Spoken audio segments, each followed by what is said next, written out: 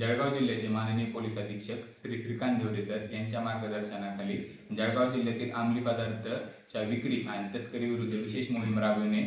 जळगाव जिल्ह्यात चालू आहे। त्यान्वये स्थानिक गुन्हे शाखेला मिळालेल्या माहितीच्या अनुसार MIDC पोलीस स्टेशन आणि स्थानिक गुन्हे शाखेने संयुक्त कारवाई करून MIDC पोलीस स्टेशन हद्दीतील वखार महामंडळ परिसरात एक संशयित आरोपी नामे इम्रान खान हयात खान राहणार आव्हाने वय वर्ष 36 याला सापळा कारवाई करून दिनांक 31 जुलै 2026 रोजी 62 ग्रॅम MD ह्या औषधी द्रव्य पदार्थासोबत रंगे हात पकडण्यात आलेले आहे। त्यान्वये MIDC पोलीस स्टेशन येथे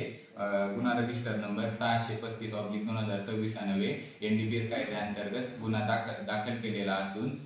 पुढील तपास स्थानिक गुन्हे शाखा करत आहे आणि पुढील आरोपींचा शोध घेण्याचे काम चालू आहे।